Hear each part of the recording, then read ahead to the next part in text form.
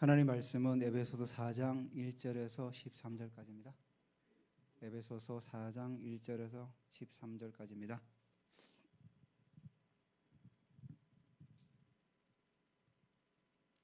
신약성경 313페이지 14페이지 있습니다.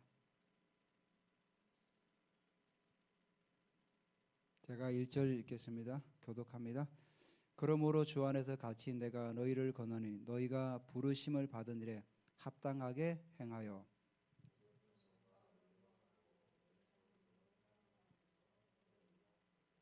평안에 매는 줄로 성령이 하나 되게 하신 것을 힘써 지키라.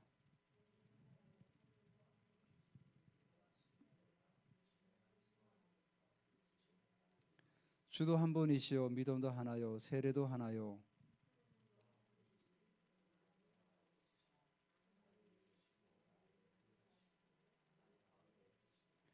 우리 각 사람의 그리스도의 선물의 분량대로 은혜를 주셨나니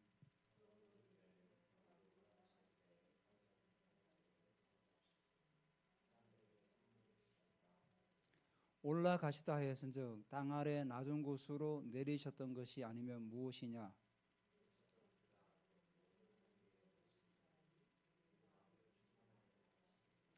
그가 어떤 사람은 사도로 어떤 사람은 선지자로 어떤 사람은 복음 전하는 자로 어떤 사람은 목사와 교사로 삼으셨으니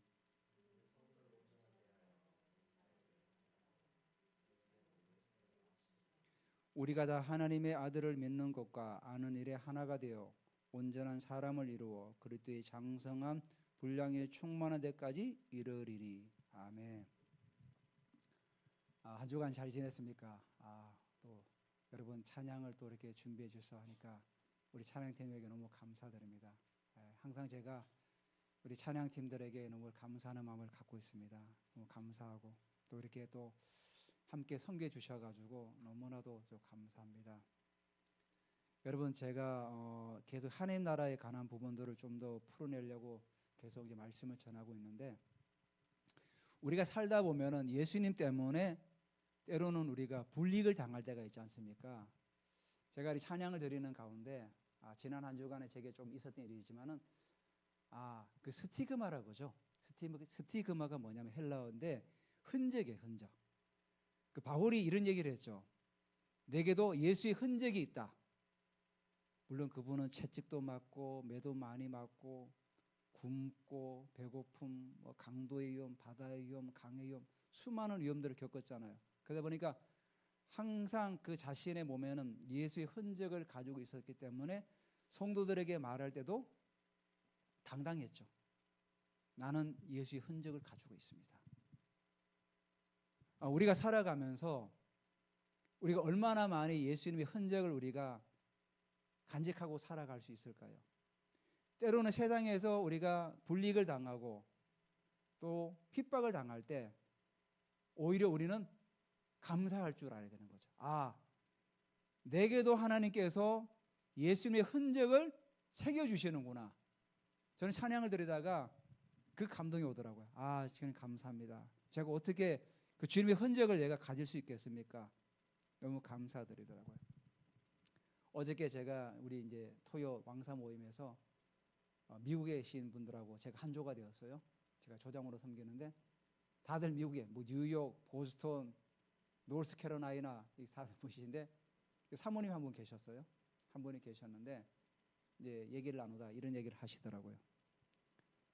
목사님, 저는 그 큰 교회 있는 분들이 제게 상담을 많이 받으러 와요. 또 예언도 해주고 또 치유기도도 해주고 하는데 때로는 조금은 마음이 상해요. 왜냐하면 그분들의 교회가 있는데 자기 교회 와서 상담받고 또 가고 교회로 오면 괜찮은데 안 오니까 그래서 사모님 저희도 그래요. 저희도 상담받고 또 가고 그래요. 그런 얘기를 말씀을 드렸어요. 그래서 이것도 가정이고 꼭 우리 교회 와야만이 되는 것도 아니고 하나님께서 우리를 섬기라고 우리를 은사를 주셨기 때문에 섬기다 보면은 때가 되면 하나님께서 사람들을 보내주시지 않겠습니까? 이렇게 하고 이제 마쳤어요. 우리가 하나님께서 우리에게 주시는 그 비전과 이런 것들을 명확하게 붙들지 않으면은 사실 우리가 갈 수가 없죠. 예전에 제가 한번 그 책을 읽다가 그런 글을 읽은 적이 있어요. 저도 한번 예화를 몇 번 한번 드린 적이 있는데, 영국이 도브 해협을 건너는 그 수영 선수가 처음에는 이제 그 폭풍 치고 이러니까 가다가 실패를 했어요. 그리고도 두 번째인가 세 번째에 성공한 것 같아요. 마지막을 남겨놓고 안개가 맡긴 거예요. 안개가 껴서 또 실패한 적도 있고. 그래서 세 번째 도전할 때는 폭풍 치고 안개가 쳐도 목표를 정했어요. 내 마음의 목표를 정하고 계속 갔죠. 결국은 성공을 했죠. 우리가 부르심을 명확하게 붙들지 못하면은 우리 환경과 상황을 바라보고 거기에 좌절하고 넘어질 수밖에 없는 거죠. 제가 에스겔 골짜기를 말씀드리지 않았습니까? 에스겔 골짜기에 그 뼈들이, 앙상한 뼈들이, 말라있는 뼈들이 얼마나 많았습니까? 그 현장을 보니까 과연 이 뼈들이 살 수 있을까? 그러니까 에스겔은 대답을 회피하죠. 주님만이 아십니다. 저는 모른다는 거죠. 하나님은 하실 수 있죠. 생기야 들어가라.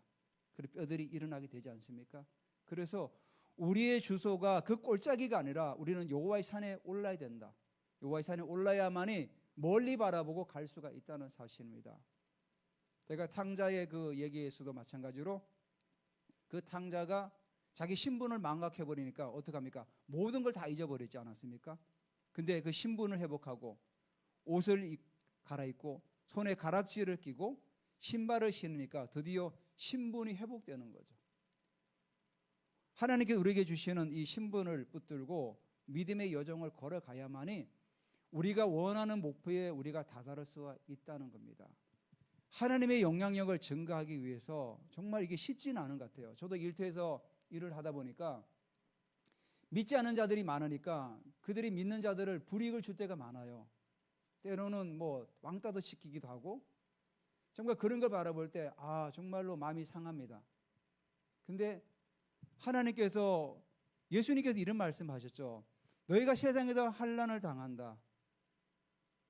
담대하라. 나는 내가 세상을 이겼노라. 세상이 나 때문에 너희를 미워할 것이다. 이렇게 말씀하지 않았습니까? 그 말이 맞는 거죠. 우리가 예수 믿는 이유 하나 때문에 많은 일을 당하죠. 하지만 그게 끝이 아니라는 거죠. 보이는 것은 잠깐이요, 보이지 않는 것은 영원하다고 말씀하고 있지 않습니까? 그래서 우리가 어디를 향해 가는지 그 사명의 부르심을 확실하게 붙잡지 못하면 결국은 우리는 무너질 수밖에 없고 결과는 뻔하죠. 결국 우리는 하나님나라의 영적 질서를 가지고 세상을 변화시키는 사람으로 우리를 불렀다는 겁니다. 많고 많은 사람 중에 하나님께서 우리를 부르셨어요. 근데 이 부르심을 붙들고 가는 사람이 정말 소수예요. 대부분의 사람들은 넓은 길을 가기를 원해요. 넓은 길을. 그래서 소수의 사람만 좁은 길을 가는 거죠. 그러니까 우리가 좁은 길을 걸어간다는 것은 내가 지금 제대로 가고 있다는 사실입니다. 교회를 다니지만은 대부분의 사람들이 좁은 길을 회피해요. 어렵고 힘드니까 넓은 길을 가려고 해요. 예수님의 말씀보다는 세상의 논리와 세상의 방식대로 경험대로 가려고 하는 사람들이 부지기수예요.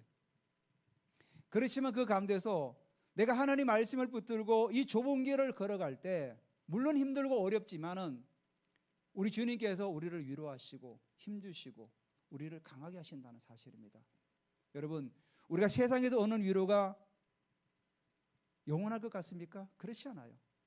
세상에 나가도 좋은 데 가서 음식 먹고 여행 다니죠. 그때뿐입니다. 정말로 주님이 주시는 위로와 힘을 받을 때 내가 은혜를 받고 회복되는 거예요.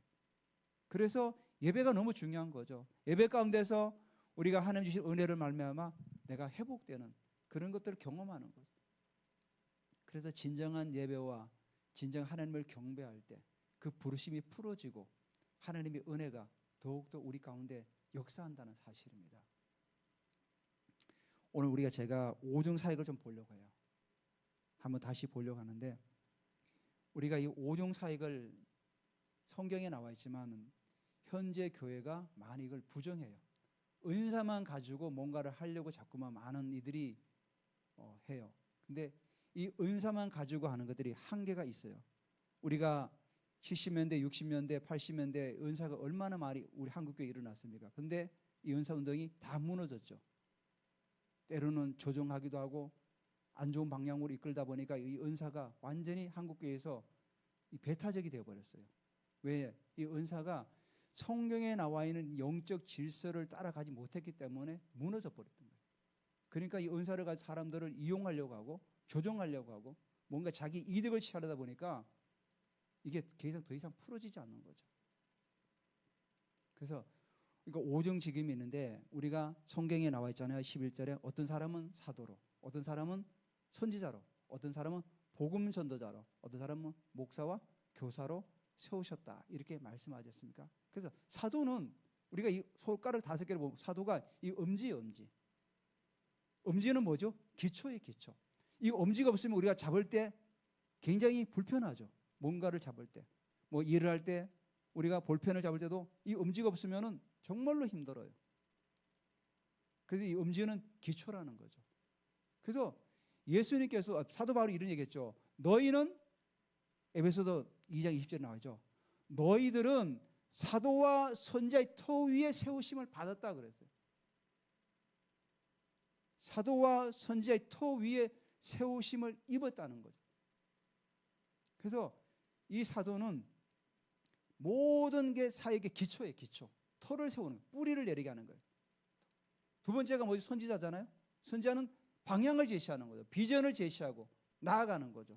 계속해서 교회의 비전을 제시하고 사람들에게 비전을 제시하고 방향을 제시하고 우리 정말 한국 정치상이 얼마나 힘듭니까 지금. 이럴 때 정말로 믿음의 선자들이 나타나서 세상을 향해서 선포할 수 있잖아요. 예전에 구약시대 선자들이 얼마나 많이 일어났습니까? 왕이 잘못하면 일어나가지고 왕을 막 잘못을 지적을 하고 그렇게 왕이 하면 안 됩니다. 때로는 그 선자들이 목숨을 잃기도 많이 하지 않습니까?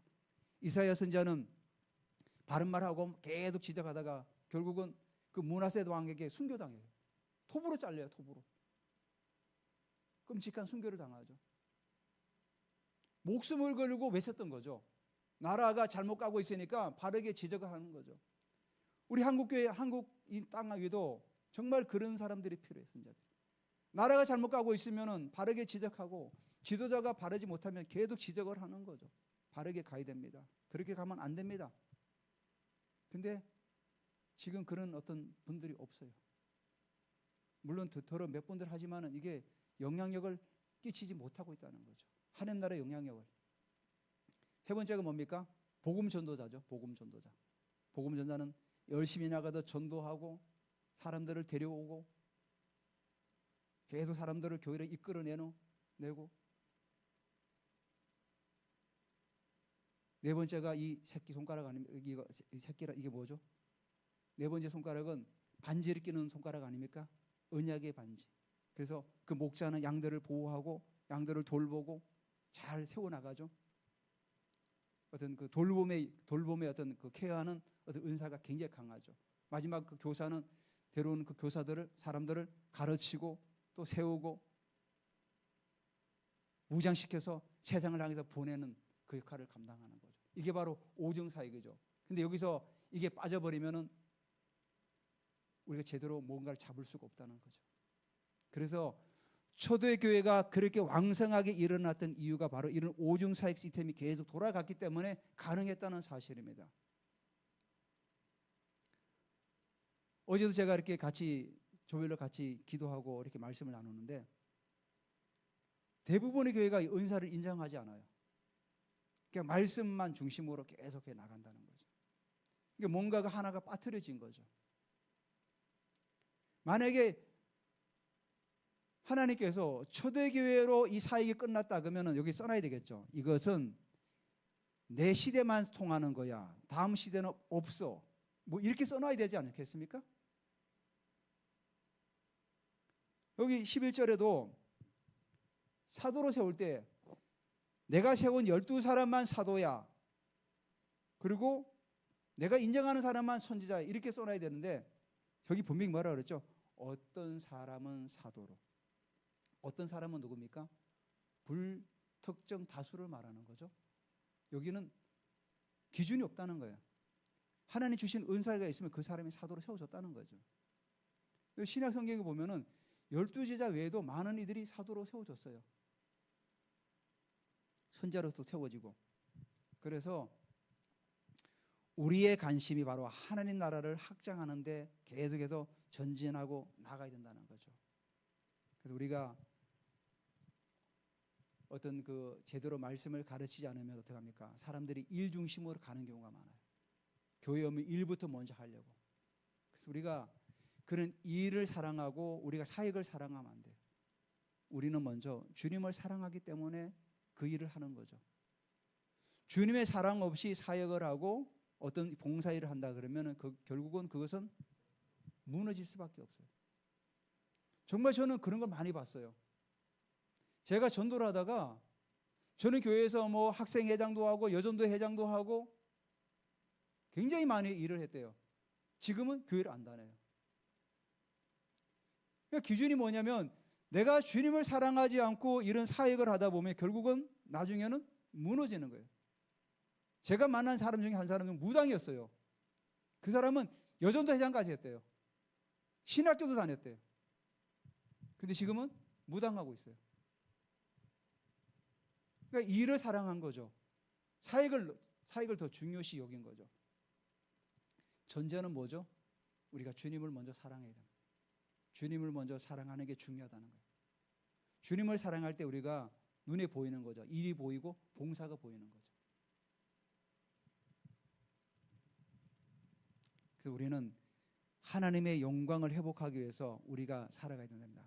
우리가 첫 번째 우리 한번 2절 우리 오중지금의 어떤 그 필요성이 두 번째 4장 1절 한번 보시기 바랍니다. 그러므로 주 안에서 같이 내가 너희를 권하노니 너희가 부르심을 받은 일에 합당하게 행하라. 첫 번째가 우리를 하나님께서 부르셨는데 부르심에 받은 대로 합당하게 행하라는 거예요. 여기 2절부터 6절까지가 설명이에요. 설명. 잘 보세요. 모든 2절에 모든 겸손과 합당하게 행하는 게 뭐냐? 모든 겸손과 온유하고 오래 참음과 사랑 가운데서 서로 용납해라. 합당하게 하는 일이 설명에 나와 있죠. 그리고 평안에 매는 줄로 성령이 하나 되게 하신 것을 힘써 지키고 또 몸도 하나요 성령도 한 분이시니 이와 같이 너희가 부르심의 한 소망 안에서 부르심을 받았다. 여기 구체적으로 설명해놨죠. 겸손과 온유와 오래 참음. 그래서 우리는 부르심에 합당하게 살아가야 돼요. 내 야망과 내 생각이 중요한 것이 아니라 하나님께서 부르심의 그 일에 합당하게 우리가 살아가야 된다는 거예요. 그래서 우리의 부르심은 사람이 준 게 아니라는 거죠. 히브리서 3장 1절에 이렇게 나와요. 그러므로 함께 하늘의 부르심을 받은 거룩한 형제들아 우리의 믿는 도리인 사도이신 대제사장인 예수를 바라봐라. 교회가 부르지 않았어요. 사람이 부르지도 않았고 어떤 누군가가 부르지 않았다는 거죠. 누가 불렀죠? 하나님이 우리를 불렀다는 거예요. 하나님이 불렀기 때문에 우리가 이 땅 가운데 그 부르심을 거룩함을 가지고 우리가 합당하게 우리가 일을 해나가야 되고 사역해 나가야 된다는 겁니다. 그러니까 우리 부르심이 하늘의 부르심이 있기 때문에 우리는 땅을 변화시킬 수 있는 자라는 거예요.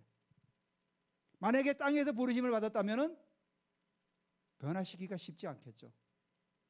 근데 우리의 부르심은 하늘이라는 거예요. 하늘. 하늘이 우리를 불렀기 때문에 우리는 걸어가는 거죠. 바울도 마찬가지죠. 수많은 박해와 그 고난 가운데서도 만약에 그가 땅의 부르심을 받았다면 그렇게 할 수 있었을까요? 할 수 없었죠. 예수님의 제자 12제자도 마찬가지죠. 주님이 불렀기 때문에 갈 수가 있었던 거죠.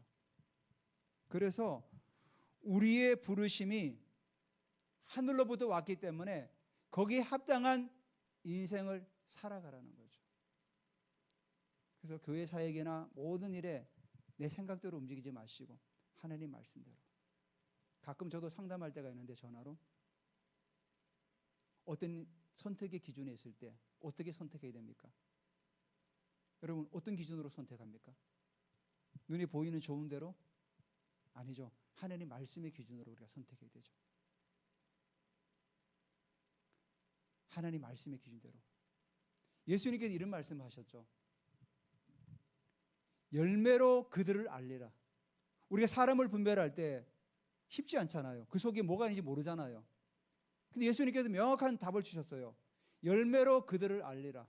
그게 무슨 말입니까? 좋은 나무가 좋은 열매를 맺고 나쁜 나무가 나쁜 열매를 맺는다는 겁니다.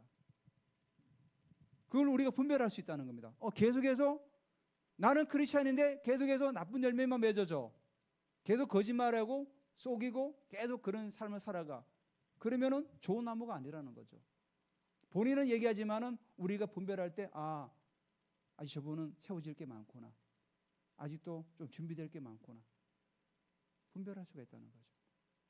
여러분 인생에서 사람을 사귈 때도 자 그런 분별력이 있어야 돼요. 성경을 기준으로 할 때 계속 만나는데 뭔가가 자꾸만 열매들이 좋지 않아. 그러면 다시 한번 생각해 보라는 거죠. 정말 인생의 중요한 만남이라면 정말로 생각해야 돼요. 기도하고. 부르심이라는 거죠. 부르심에 우리는 합당하게 살아가야 된다. 두 번째가 7절에 우리 각 사람에게 그때 선물의 분량대로 은혜를 주셨나니. 은혜가 헬라어로 카리스예요. 카리스. 카리스마가 뭐죠? 은사잖아요. 은사가 오기 전에 은혜가 먼저 와야 되는 거죠. 그러니까 하나님께서 우리에게 그리스도의 선물의 분량대로 우리에게 은사를 주셨다는 거예요. 그러니까 이 은사를 우리가 받아야 됩니다. 받아. 주셨으니까. 많은 이들이 나는 할 수 없어. 나는 안 돼. 내 그릇이 요거밖에 안 되는데 나는 안 돼. 하나님께서 모든 걸 다 준비시키시면 그때 내가 받겠습니다. 절대로 못 받죠. 그러면. 하나님 주신 은사를 받을 때 은사가 풀어지는 거예요. 은혜를 받을 때 은사가 풀어져 나가는 거예요. 그러니까 여기 8절에 뭐라 그러죠? 그가 위로 올라가실 때에 사로잡혔던 자, 죄에 사로잡혔던 자, 마귀에 사로잡혔던 자들을 사로잡으시고 예수님이 사로잡으셨다는 거예요. 사로잡힌 자를 이제는 예수님이 어둠의 영역에 있다가 빛의 영역으로 옮기셨다는 거예요. 그 사람들에게 뭐라 그러죠? 선물을 주셨다 그랬어요. 선물이 뭡니까? 바로 은사죠. 은사. 우리에게 하나님께서 은사를 주셨어요. 우리를 부르셨고 우리에게 또 선물을 주셨고 그 선물이 뭐냐? 바로 은사를 주셨다는 거예요. 우리를 불렀기 때문에 하나님께서 은혜를 주시고 우리에게 은사를 주셨다는 거예요. 우리를 부른 이유가 바로 거기 있다는 거죠. 그러니까 하나님께 하늘의 부르심을 받은 형제들, 거룩한 형제들이라고 이 믿음을 갖고 있는 사람들은 하나님께서 우리에게 은사를 주셨다는 것을 확신할 수가 있어야 돼요. 그럴 때 은사가 풀어지는 거예요. 계속해서 풀어지는 거예요. 은사가 계속 풀어지는 거예요. 그래서 은사는 제한이 없는 거예요. 계속해서 우리가 증가할 수 있는 거예요. 그래서 우리가 기도할 때 계속해서 훈련받고 계속해서 하나님께 간구하고 사모하는 자에게 주신다 그러지 않았습니까? 사모하는 영혼이 좋은 것을 주신다고 말씀하셨기 때문에 계속 이 은사를 사모해 나갈 때 우리 은사가 더욱더 확대되어 나가고 확장되어 나가는 거예요. 자, 그러면 그 은사들을 왜 주셨느냐? 11절에 바로 결론이에요. 하나님께서 부르시고 선물을 주시고 은사를 주신 그 이유가 결국은 11절에 어떤 사람은 사도로 세우기 위해서, 어떤 사람은 선지자로 세우기 위해서, 또 어떤 사람은 복음 전하는 자로 세우기 위해서, 어떤 사람은 목사와 또 교사로 세우기 위해서 하나님께서 이 은사를 주셨다는 거예요. 그러니까 이 은사는 영적인 질서라는 거예요. 질서. 어느 날 뚝 떨어진 게 아니라는 거죠. 은사의 목표가 바로 여기예요. 여기. 하나님께서 우리에게 각자에게 직임을 주셨는데 그 직임에 맞게 사용하라고 하나님께서 은사를 주셨다는 거예요. 왜 주셨죠? 12절에 이유죠. 이는 성도를 온전하게 하여 봉사일을 하게 하여 그리스도의 몸을 세우려 하심이라. 그리스도의 몸을 세운다는 거예요. 교회는 뭐죠? 공동체는 그리스도의 몸이지 않습니까? 머리 대신 예수 그리스도 위에 팔과 다리 온몸이 있지 않습니까? 바로 그리스도의 몸을 세우기 위해서 사도, 선지자, 복음 전하는 자, 목사, 교사를 주셨다는 거예요. 이유가 성도를 온전하게 하고 봉사일을 하게 하며 그리스도의 몸을 세우려 하심이라. 그렇기 때문에 우리가 봉사일을 하고 또 뭐죠? 성도를 온전하게 하는 이 모든 사역들은 결국은 하늘의 부르심이 없이는 할 수가 없다는 겁니다. 교회 안에서 청소하고 흐드리는 일도 하늘의 부르심을 받아야 돼요. 아니면 나중에 열심히 하다가 제풀에 넘어지는 거죠. 나는 이렇게 열심히 하는데 왜 다른 사람들은 안 하지? 나는 왜 설거지만 하고 다른 사람들 좋은 것만 하지? 그렇지 않습니까? 큰 교회 가면 뭐 식당에 봉사하는 분도 있고 주차장에 봉사하는 분도 계시고 많은 분들 있잖아요. 그 부르심이 내가 하늘로부터 온 부르심이라고 확신하지 않으면은 비교할 수밖에 없는 거죠.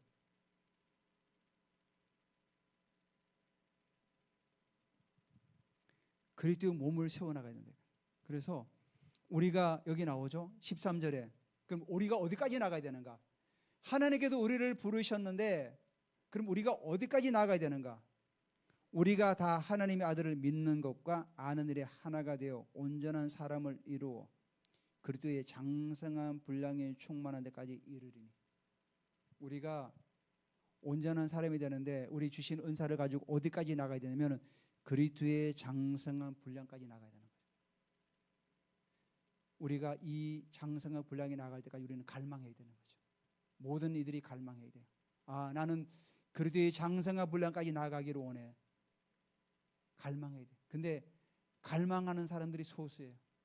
그리고 장성한 분량까지 나가는 자들이 정말로 극히 소수예요. 장성한 분량까지 나가던 사들은 누굽니까?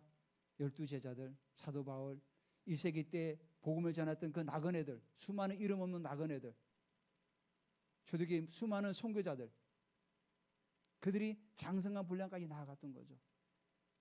우리도 거기까지 나가야죠. 때로는 주를 위해서 어려움을 당하고 때로는 주를 위해서 고난을 받는다 할지라도 우리가 계속해서 그리스도의 장성한 분량이 이를 때까지 갈망하며 계속해서 나가야 되는 거죠. 우리가 세 번째로 우리가 이 오중직임의 이 사역을 위해서 말씀들이 있죠. 그 첫 번째가 마태복음 4장 19절에 나를 따르라. 이게 뭡니까? 예수님께서 그러죠. 나를 따라오느라 내가 너희를 사람을 낚는 어부가 되게 하리라. 먼저 우리가 주를 따라야 돼요. 굉장히 간단하죠. 주님을 따르는 거죠. 주님을 따르는 데부터 시작하는 거죠. 예수님의 제자들이 예수님께 와서 그들을 나를 따르라 할 때 그들이 따랐죠. 왜냐하면 예수님은 하나님께로부터 보냄받은 자의 말씀을 가지고 권세를 가지고 그들에게 명한 거죠. 바로 하늘의 부르심을 받은 거죠. 그 권위를 가지고 예수님이 그들에게 얘기하니까 그들이 다 내려놓을 수 있었던 거죠. 처자식, 비즈니스, 모든 걸 내려놓고 따르잖아요. 그게 바로 뭐냐면 하늘의 부르심에 그 있는 권세를 가지고 예수님이 그들에게 명령했던 거죠. 나를 따르라. 베드로야 나를 따르라. 요한아 나를 따르라. 야고보야 나를 따르라. 마태에게도 돈을 열심히 벌고 얼마나 좋은 직업입니까? 요즘 돈이 들어오는 그런 일인데 예수님께서 뭐라고 하셨어요? 나를 따르라. 다 내려놓는 거죠. 그래서 우리가 이 하나님 주신 귀한 오중직임의 은사를 위해서는 먼저 주님을 온전히 따라가야 된다는 거죠. 예수님께서 요한복음 20장 20절에 아버지께서 나를 보내신 같이 나도 너희를 보내리라. 따르는 게 너무나 중요하다는 거죠. 그래서 우리가 따를 때 제자들은 모든 걸 버려두고 떠나지 않았습니까? 그 이유가 뭐냐면은 정말 그 영광스러운 메시지 때문에 따를 수가 있었던 거죠. 사도 바울이 예수 믿는 사람들을 잡으려고 어디로 갑니까? 다메섹으로 가죠. 대제사장의 그 인증서를 가지고 권위를 받아서 그 인증서를 가지고 다메섹으로 가다가 정말로 정오의 강한 빛 때문에 꼬꾸라지죠. 그때 바울이 제일 먼저 했던 말이 뭡니까? 주여 누구십니까? 누구신데 나를 이렇게 거꾸로 들이십니까? 누구냐는 거죠. 그때 예수님께서 뭐라고 말씀하시죠? 나는 내가 핍박하는 예수다. 분명히 예수님은 내가 핍박하는 나는 예수다. 분명히 말씀하셨어요. 이 말씀에 우리가 한번 생각해 볼 게 뭐냐면은 정말 우리가 주를 따라가는데 주님을 정말로 우리가 제대로 알고 따라가는 거예요. 질문이 너무 중요해요. 우리가 신앙생활 하면서 주님 당신은 내게 누구십니까? 주님 당신은 내게 누구십니까? 그리고 바울이 뭐라 그러죠? 나중에 너에게 행할 일을 알려줄 사람이 올 거다. 주여 당신은 누구십니까? 너에게 행할 일을 알려줄 사람이 올 거다. 아나니아 와가지고 그러죠. 주께서 너를 부르셨다. 하늘이 너를 불렀다. 너는 이제 이방인과 임금들을 위한 그릇이 될 것이다. 바울은 확실한 부르심의 소명을 붙잡았던 거죠. 아, 내가 주님을 누구냐고 물었을 때 주님은 너는 이방인과 임금들을 위한 나의 그릇이다. 그 길로 곧장 어떻게 합니까? 복음을 전하죠. 복음을 전하니까 유대인들이 어떻게 합니까? 바울을 죽이려고 하죠. 아니 제가 3일 전에만 해도 우리랑 같이 왔는데 어떻게 저렇게 변해버렸지?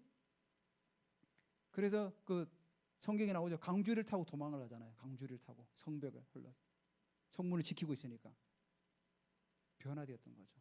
그러니까 하나님께서 부르신 나를 따르라는 그 부르심에 바울이 제대로 응답하니까 목숨을 걸고 복음을 전할 수가 있었던 거죠.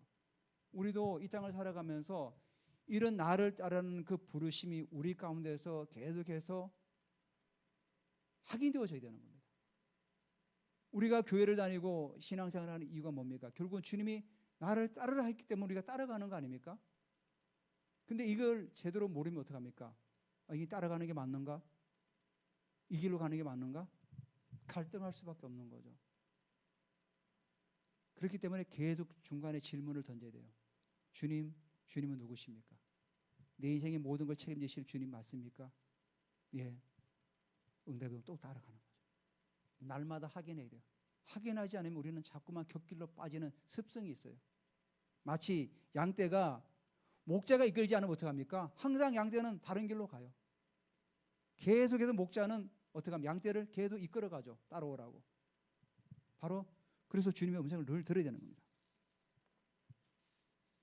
두 번째가 나를 알아라. 마태복음 16장 15절에 너희는 나를 누구라 하나 그러잖아요. 우리가 주님을 온전히 따라가기 위해서는 주님을 온전히 알아라는 거죠. 너희는 나를 누구라고 생각하느냐? 어떤 사람들은 뭐 선지자라고 얘기하고 어떤 사람은 뭐 교사라고 얘기하고 랍비라고 얘기하는데 너희는 그러면 나를 누구라고 생각하느냐? 베드로가 이런 고백을 하죠. 주는 그리스도시요 살아계신 하나님의 아들이십니다. 바요나 시몬아 내가 복이 있도다. 이를 내게 알게 한 것은 혈육이 아니요 하나님의 은혜라고. 우리가 주님을 알아야 돼요. 그래서 우리가 늘 날마다 주님과 깊은 대화 가운데 늘 들어가야 되는 거죠. 성령님은 예수 그리스도를 드러내요 항상. 그래서 저희도 신학에 다닐 때 교수님이 그러시더라고요. 성령님은 예수 그리스도 인격적인 임재다. 굉장히 파격적인 말이었죠. 그 당시 저희 공부할 때 굉장히 보수적인 학교가 성령님은 예수 그리스도의 인격적인 임재라는 거예요. 임재. 그래서 사도행전 12장에도 뭐라고 그럽니까? 누구든지 성령으로 아니하고는 예수를 주시라고 할 수 없다고 그랬어요. 성령 안에 항상 예수님을 드러내요. 예수님을. 우리가 성령의 깊은 임재 가운데 우리가 기도할 때 항상 주님이 나를 만지시고 하는 게 그게 뭐냐면 주님의 인격적인 임재라는 거죠. 그래서 항상 우리가 주님을 알아야 돼요. 그리고 세 번째가 주님의 음성을 들을 줄 알아야 돼요. 요모 10장 27절에 이렇게 말씀하죠. 내 양은 내 음성을 들으며 나는 그들을 알며 그들은 나를 따르리니. 내 양은 내 음성을 듣는데요. 우리가 다 주님의 양 아닙니까? 그러면 주님의 음성을 들을 줄 알아야 된다는 겁니다. 내적 음성으로, 환상으로, 꿈으로 계속해서 주님은 우리에게 말씀하시는 거죠. 그러니까 우리가 주님의 음성을 듣기 위해서 집중할 필요가 있어요. 왜냐하면 세상의 소리를 많이 듣다 보니까 이 영적 귀가 열리지 않다 보니까 계속 세상 소리만 들리고 주님의 음성이 듣지 못하는 경우가 많아요. 그래서 우리가 계속 주님과 친밀함으로 들어가야 돼요. 여러분, 부부간에 대화하는데 부부간에 얼마나 친밀합니까? 대화하는데 통역이 필요합니까? 필요치 않아요. 주어 다 빼버리고 뭐 얘기해도 알아들을 수 있어요. 왜? 친밀한 관계이기 때문에. 마찬가지예요. 주님과 우리가 친밀한 관계 속에 계속 있으면 주님께서 우리에게 하시는 말씀을 다 들을 수 있어요. 그래서 주님은 때로는 못 알아듣기 때문에 환경을 사용하시기도 하죠. 상황을 사용하시기도 하고, 못 알아들으니까. 가령 뭐 어떤 예를 들면 주님께서 거기를 계속 막으실 때 어떻게 합니까? 못 알아들을 때 어떻게 합니까? 다리를 아프게 하든지, 예를 드는 게 제가요. 그렇게도 할 수 있다는 거죠. 뭔가 재정을 빼든가, 못 알아들으니까. 그렇게도 하실 수 있죠. 근데 우리가 주님의 음성을 들으면은 그렇게 할 필요가 없는 거죠. 아, 주님께서 지금 나를 막으시는구나. 그래서 바울은 어떻게 합니까? 환상으로 보여주죠. 주의 영이, 예수의 영이 가로막더라. 말씀하시는 거죠. 그쪽으로 가면 안 돼. 계속 가다 나중에 환상 중에 어떻게 합니까? 마게도냐 사람이 손짓하죠. 내게 와서 도우라. 아, 이게 주님께서 주시는 음성이구나. 주님께 주시는 내게 메시지구나. 그리고 소아시아 지역을 내려놓고 유럽으로 건너가게 되죠. 그래서 유럽의 교회가 시작되잖아요. 하나님이 이렇게 다양한 방법으로 우리에게 말씀하시는 거죠. 그래서 주님의 음성을 들을 줄 알아야 되는. 그러니까 우리가 주님의 음성 듣는데 계속 집중해야 돼요. 내가 아직 들리지 않는다면 더 집중하고, 더 내가 말씀 속으로, 더 기도 속으로 계속 들어가서 주님과 친밀함의 관계가 되질 때 그렇게 나아가는 거죠. 어제 제가 왕사하면서 제 이제 기도의 어떤 그런 부분들을 얘기를 하는 가운데 제가 이 방언 기도를 충분히 한 다음에 묵상으로 기도합니다. 그래요. 그래서 묵상의 유익이 뭡니까? 이렇게 또 질문하더라고요. 그래서 묵상을 하게 되면은 잡생각이 없잖아요. 잡생각이 없다 보니까 더 주님과 친밀함으로 들어갈 수 있는 아주 귀한 통로가 됩니다. 물론 우리가 발성으로 막 기도하는 것도 중요하지만은 묵상으로 쭉 기도하면은 주님과 더 친밀함이 더 느껴집니다. 그래서 저는 방언을 한 다음에 어느 정도 되면은 제가 묵상으로 이렇게 기도합니다. 근데 처음부터 묵상 기도하면은 여러분 졸리고 잡생각 나고 되지를 않아요. 한번 해보시면 그렇죠? 처음부터 묵상 기도하면은 되지를 않아요.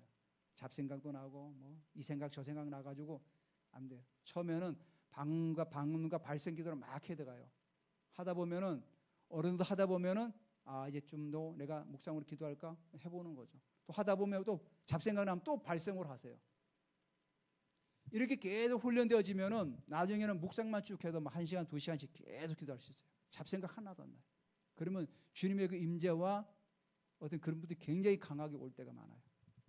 제가 직접 경험했기 때문에 환상이 열리기도 하고, 저는 그때 막 기도하면은 바닥에 막 동전 황금이 막 떨어지는 것도 봤어요.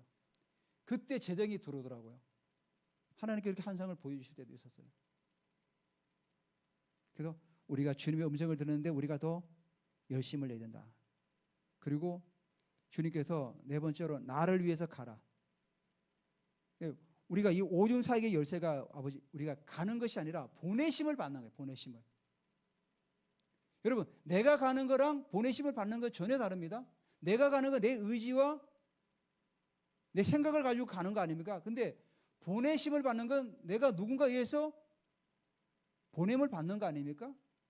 예수님도 뭐라 그러죠? 아버지께서 나를 보내신 같이 내가 너희를 보낸다 그러지 않았습니까? 예수님 이 땅에 오신 게 내가 뭐 어느 날 갑자기 뭐 내가 메시아가 되겠다 해가지고 툭 나타난 게 아니라 하나님께서는 창세전에 계획하셨다가 때가 참에 갈라디아 4장 4절에 나오죠. 때가 참에 하나님께서 그 아들을 보내셨다 그러죠. 때가 찼을 때 보내는 거죠. 그러니까 우리가 막 가는 것이 아니라 하나님께서 우리를 보내시는 거죠. 그런 보내심의 확신을 가지고 가야지 내가 간다고 무조건 되는 건 아니지 않습니까?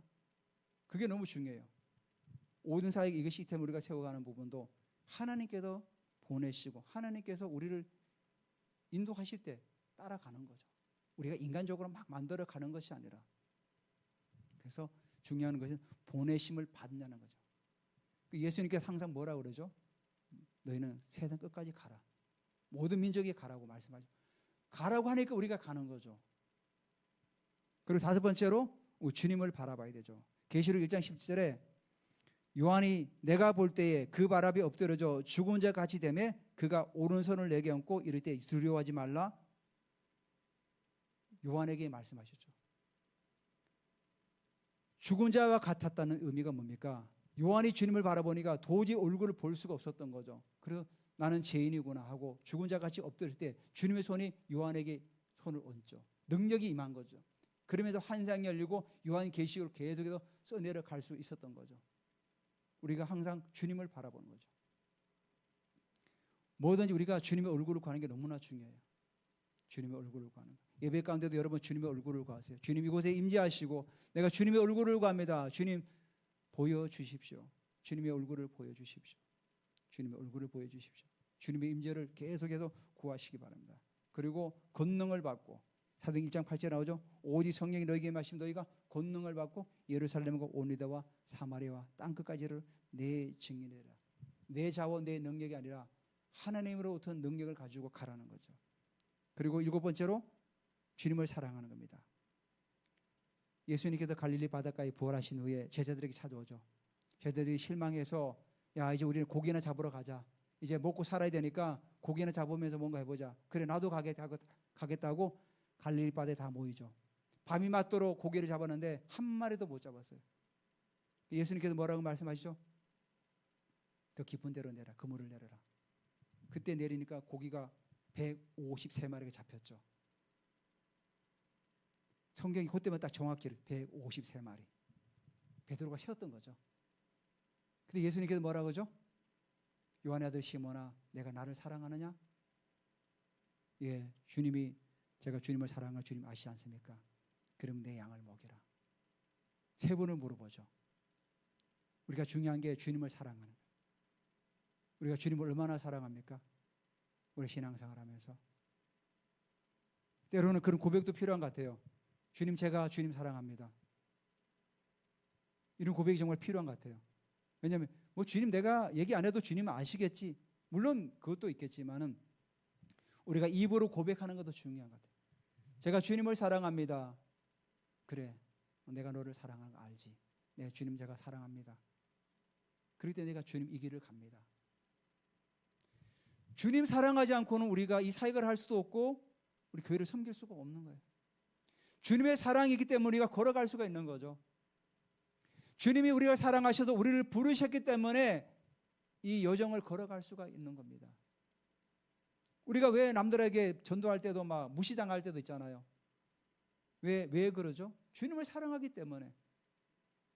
주님께서 죄인을 사랑하셔서 나를 위해서 죽으시고 부활하셔서 나의 구주 되셔서 나를 부르셨기 때문에 그 주님의 사랑의 은혜에 감사해서 내가 이 땅 가운데서 주의 복음을 증거하는 거죠.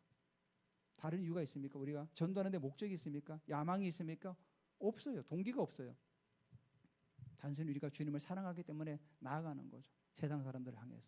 아직도 예수 그리스도를 알지 못하고 지옥의 불구덩이를 향해서 나아가는 사람들에게 우리가 그 예수 그리스도의 복음을 전하기 위해서 걸어가는 건 뭡니까? 그 이유는 한 가지예요.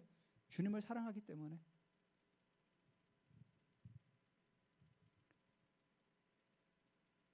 그래서 우리가 예수님께서 계속 그 말씀하시죠.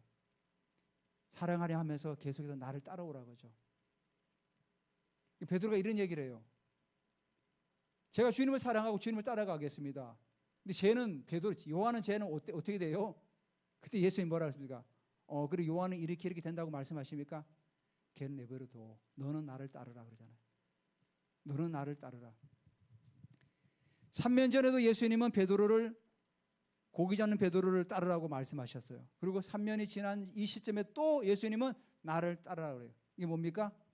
주님을 따르는 것으로 시작해서 주님을 따르는 것으로 마치라는 거죠. 너의 실패, 나를 배신한 거 다 괜찮아. 너의 실패, 너의 성공 다 내려놓고 나를 따르는 것 시작해서 나를 따르는 것으로 마쳐라. 주님이 우리에게 요구하시는 게 그거예요. 계속해서 우리가 주님을 따라가는 거예요. 어느 따라가다가 여기 이제 못 따라가겠네. 아니 계속 따라오라는 거예요. 끝까지 멀리 가더라도 끝까지. 마지막으로 주님을 닮아가는 거예요. 로마서 8장 29절에 하나님이 미리 아신 자들로 또한 그 아들의 형상을 본받게 하기 위하여 미리 우리를 정하셨다는 거예요. 하나님께서 창세전에 우리를 정하시고 우리를 부르신 것, 결국 그 목표는 뭐냐? 주님을 닮아가는 거예요. 주님을 닮아가는 거예요. 예수를 닮아가는 거. 인도의 그 유명한 간디 그 수상이 그런 얘기를 했죠. 자기는 정말 예수는 존경스럽고 정말로 따라야 될 귀한 사람인데 예수 믿는 사람들은 전혀 그렇지 못하더라. 그 간디가 한 얘기예요. 예수님은 정말 존경스럽고 정말로 본받을 게 많은데 예수 믿는 사람들은 그렇지 못하더라. 그러니까 결국은 예수를 믿는다고 하지만 예수를 닮아가지 못한 거죠. 우리가 마지막 결론은 예수를 닮아가는 거예요. 그래서 오중사역은 1세기 때 한번 하고 딱 끝나는 것이 아니라 우리가 이 땅 가운데서 새롭게 계속해서 펼쳐나갈 사역이고 하나님께서 우리를 부르셨고 은사를 주셔서 이 사역을 감당하러 하나님께서 우리를 부르시고 우리를 따르라고 하신 말씀이에요. 그래서 마지막 결국은 우리가 주님을 닮아가는 것으로 마쳐야 된다는 사실이죠. 우리가 이 땅을 떠났을 때 얼마나 우리가 주님을 닮았는가. 제가 아까 처음에 서두에 스티그마 했잖아요. 스티그마도 우리가 주님을 닮아간 하나의 어떤 표적이 될 수 있죠. 우리 안에 정말 주님을 닮아가는 그런 스티그마들이 더 많아질수록 더 우리가 주님을 더 닮아갈 수 있다는 사실입니다. 예. 우리가 우리 본문을 같이 한번 오늘 말씀을 생각하면서 같이 한번 기도